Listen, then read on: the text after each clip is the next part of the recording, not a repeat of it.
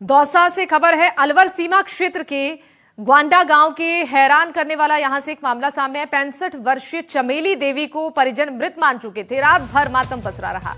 रिश्तेदारों की सूचना जैसे ही उन्हें मिली और वहां पहुंचे, सुबह अंतिम संस्कार की तैयारी शुरू कर दी गई। लेकिन अंतिम दर्शन से ठीक पहले उनके पैरों में हलचल हुई, अफरा तफरी मच गई और तुरंत उन्हें दौसा जिला अस्पताल लाया गया, जहां डॉक्टरों ने बताया कि सांसें बेहद धीमी हो गई थी।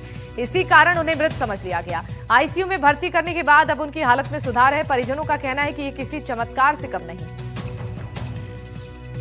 सर, मेरे पास तो इन्होंने फोन किया था कि भाई ऐसे तुम्हारी सांस है जो खत्म हो ली, तो आना पड़ेगा आपको। तो हम आए, तब तक तो उसके वापस सांस आ चुकी थी। तो हम आए तब इसको यहाँ 2 साल लेके आए, एडमिट किया। अब इनके आराम है। इसकी नाड़ी देखी और पेशेंट का हिस्ट्री देख के तो उन्होंने इसको मर्द मान लिया, गाँव वालों ने और घर वालों ने, और मर्द मान के पेशेंट को चारपाई से नीचे उतार के जमीन पे लेटा दिया। और 2-4 घंटे लेके वो अपने गांव में ही पूरी तैयारी करने लग गई इसकी दाह संस्कार संबंधी। और थोड़ी देर बाद इनको कुछ बॉडी में मूवमेंट आया और घर वालों ने, गाँव वालों ने देखा, तो फिर इस पेशेंट को लेकर के ये लोग मेरे को फ़ोन भी किया यहाँ कि हम पेशेंट को लेके आ रहे हैं। और हमने फिर इनके लिए आईसीयू में व्यवस्था कराई और इमरजेंसी में पेशेंट को आते ही ऑक्सीजन सपोर्ट पे लिया और आपसे ज़रूरी दवाइयाँ दी। बारा शहर में जर्जर भवनों को लेकर चिंता का माहौल है।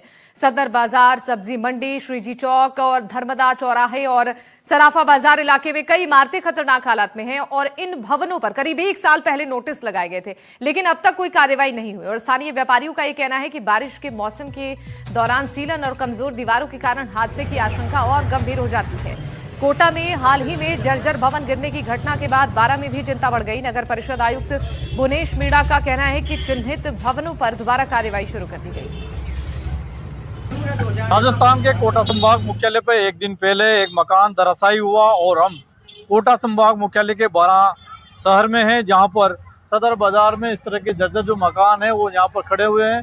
कई बार नगर निगम, नगर परिषद जो है, प्रशासन ने नोटिस की कार्रवाई की, लेकिन उस नोटिस का कार्रवाई का कोई असर नहीं हुआ। लोग जो है आवाजाही दिन भर सदर बाजार में रहती है और तमाम कई बिल्डिंगें जो है ऐसी जर्जर हालत में है, जिन पर क्रॉस के निशान लगाए हुए हैं। खतरे के निशान जो है नगर परिषद प्रशासन ने लगा रखे हैं, लेकिन जो मकान मालिक हैं और जिनके जो ओनर है उन पर कोई असर नहीं हो रहा है। कई नोटिस जो है यहाँ पर चस्पा किए हुए हैं। नगर परिषद प्रशासन जो है वो भी नोटिस की कार्रवाई करके ETC कर रहा है। फौरी कार्रवाई जो है नोटिस की यहाँ पर हो रही। नोटिस हम बता रहे हैं कि इस तरह से यहाँ पर लिखा हुआ है, नोटिस चस्पा किया हुआ है कि ये मकान जर्जर है और कभी भी यहाँ हादसा हो सकता है।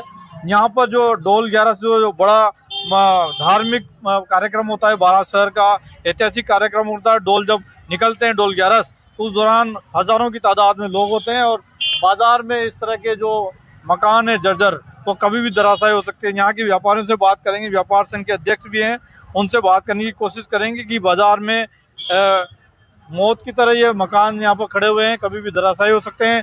कल का जो वीडियो था कोटा संभाग मुख्यालय का, गुमानपुरा बल्लभबाड़ी इलाके का, जहाँ पर एक मकान चंद सेकंड में धराशायी हो गया, जहाँ पर पूरे शहर में जो है रोक है, वहाँ पर चट्टानों पे वो शहर बसा हुआ है, लेकिन बारा शहर जो है वो मिट्टी पे बसा हुआ है और कभी भी इसकी नींव और इसकी दीवारें कभी भी धराशायी हो सकती है।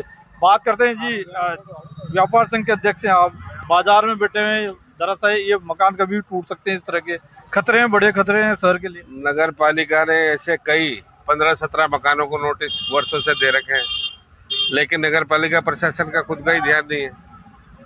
मकान मालिक इसमें क्या कर सकता है, लेकिन इनकी स्थितियां ये है कि दिन रात इनमें से पत्थर गिरते रहते हैं, कंकर गिरते रहते हैं और सभी जितने भी धार्मिक आयोजन के जुलूस होते हैं, शोभा यात्राएं इसी मार्ग से निकलती है। यहाँ पर आए दिन जमावड़ा रहता है, महिला पुरुष बच्चे सभी निकलते हैं, लेकिन ये खतरे से खाली नहीं है जिस तरह से ये भवन जर्जर है। खबर धौलपुर से है, जहां के सैपऊ कस्बे के मुख्य चौराहे पर गुरुवार को नगर पालिका प्रशासन ने अवैध अतिक्रमण हटाने की कार्रवाई करते हुए नहर की पटरी पर लगी अस्थायी फल और सब्जी की दुकानों पर बुलडोजर चलाया।